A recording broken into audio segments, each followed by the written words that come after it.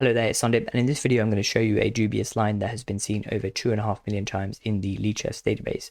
And so it arises out of the Italian game or the Four Knights game, and it's pretty much never played at the top level. It doesn't really happen in the Masters database. And it's dubious because if you give it to Stockfish, although white is not losing, black is equalized, and it's a very difficult position to play with the white pieces.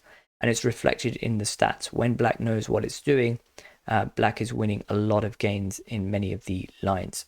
So what is this dubious position or line? So it goes e4, e5, knight f3, knight c6, bishop c4, the Italian game, knight f6.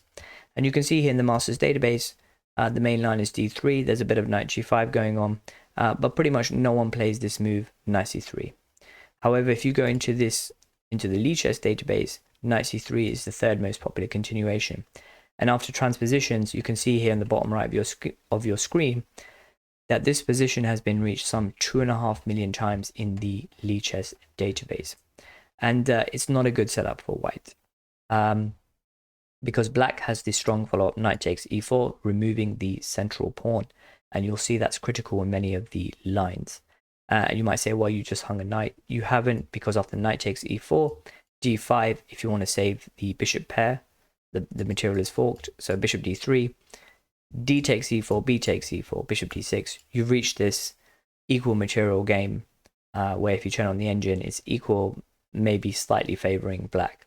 But you'll see it's very, very, very difficult to play with the white pieces.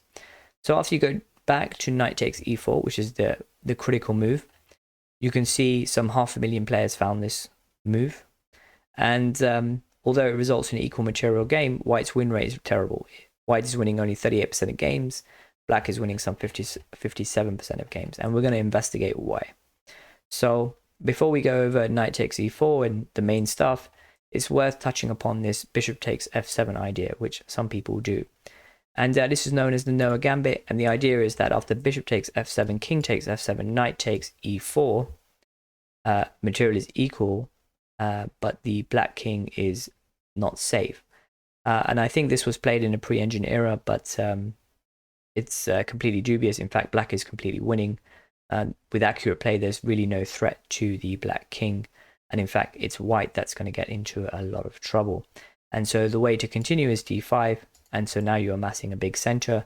And you can see people in the Lichess database are playing this move knight g5 check. It's a kind of useless check because after king g8, there is now a remove the defender tactic on the board. So after e4, this knight moves, and then you have queen takes g5. And so people see that, they play moves like d3, d4. I believe d4 is the top engine move. But after d4, you have h6, knight h3, and now bishop g4. You don't want to take, because if you take, then you're just opening the lines up to the black king. So bishop g4, and now e4 is a threat. And so you're pretty much forced to take, d takes e5, knight takes e5, and now this is a threat. And if you're not paying attention, let's say you just waste a move, then you have knight takes f3 and pawn takes, and now you take the other knight and you're just up the exchange, and black is completely winning. So a very, very difficult position to play. And if you go back into this position after d5, the engine actually just wants you to play this move and knight g3. But here you can just go ahead and play e4, and now you have to play knight g1. And who wants to play this position? So I couldn't see a compelling reason to play the Noah Gambit, and it's kind of reflected in the stats. After bishop takes, after knight e4, knight takes e4, bishop takes f7, you can see 170,000 people tried this in Lichess, and white's win rate was 40%. So pretty bad. Black was winning some 53% of games. Not a good idea. So now if we go to the main line, or the main ideas, the most popular continuation, knight takes e4, d5, bishop d3, d takes e4, bishop takes e4, and now bishop d6. Even this position is tough. And the reason is because white doesn't have an e4 pawn. This bishop is effectively playing the role of an e4 pawn and holding this pawn back. And if this bishop moves, you'll see that e4 is a problem. And so one idea people have in the database is to play this move bishop takes c6. So they play bishop takes c6, b takes c6, and their reasoning is black has this double isolated pawns on the c file, and if we get to an endgame, this is going to be fatal and you're going to lose. The trouble is with accurate play, you're not going to get to an endgame because white is going to be in a lost position. So let's say after, say, castles, black can just go ahead and play e4. And if you play rook e1, you just go ahead and play f5. And now black is just gaining space over the board. And it's very hard to break this up. If you play something like d3, this can lead to a lot of trouble. Let's say castles and d takes e4 and f takes e4. You cannot take this pawn. And you can see that was the top move. Almost 100 games proceeded with rook takes e4. And now obviously bishop takes h2 check, king takes h2. And white will lose the queen and it's game over.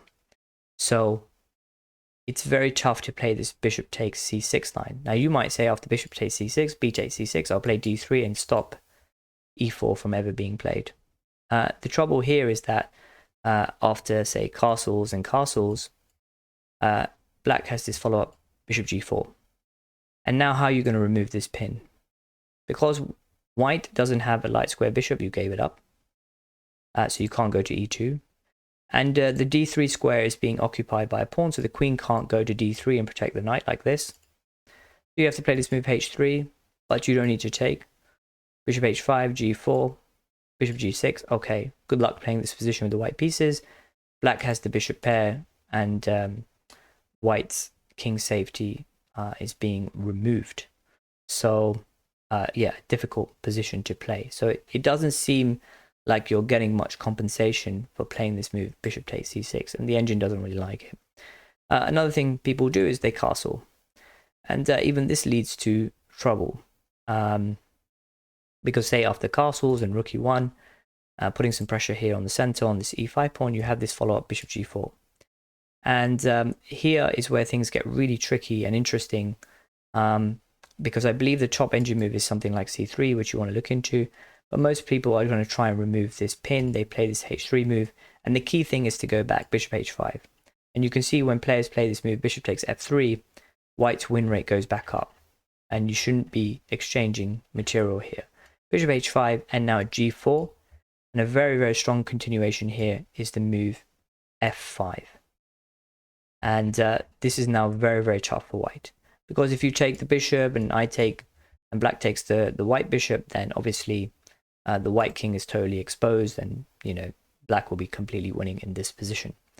And so what can you do after f5? You could try bishop takes c6, and obviously if you play b takes c6, then you have g takes h5, and white is won some material.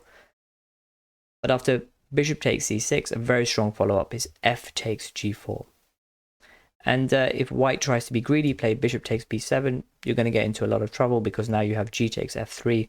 This pawn is pretty much on this square forever. It's double protected, and there is a mate in 2 threat. There's no time to take the rook on a8. So after f takes g4, I think the engine just wants you to play h takes g4, and now you have bishop takes g4. And so strictly speaking, white is up material here, but the white king has been completely exposed, and if you turn on the engine, black is winning. And obviously this is going to be a very, very difficult position to defend if you have the white pieces. So this castling early idea is not a good one. And in fact, what is the top engine move? I downloaded Stockfish, and what it wants you to play is this move d4, but even d4 can lead to a lot of trouble. And I'll show you how. So after e takes d4, and let's say knight takes d4, and let's say castles, white cannot castle. Because if white castles, this is basically a free knight. Okay, so you would have, say, castles, and now the knight is gone. If the queen takes, then obviously you have bishop takes h2 check, king takes h2, and the queen is now lost. So the white king is kind of stuck in the center. Now you might say, okay, after castles, I'll just trade off the knight, but after knight takes c6, black has this amazing follow-up queen h4.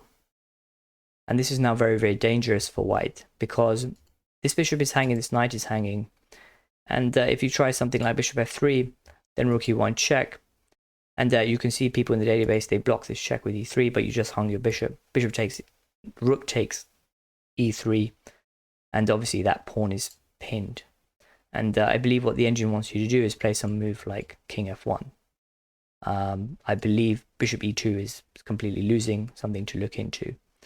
And also remember the significance of playing queen h4 is you can't castle. You castle, you're blundering mate in one. So this knight takes c6 idea is not a good one if black is finding this queen h4 move. And you might say, well, I'll take with the bishop. After bishop takes c6, b takes c6, this could lead to a lot of trouble as well. This is not a free pawn. If you take that pawn, you obviously have queen e8 check. It wins the knight. And so instead, after e takes d4, I believe what the engine wants you to do is play bishop takes c6, and now b takes c6, and something like this, and queen takes, and the game goes on. But it's tough for white to play. So anyway, I hope you enjoyed that video, and if you have any thoughts on it, do leave them below. Thank you very much for your time.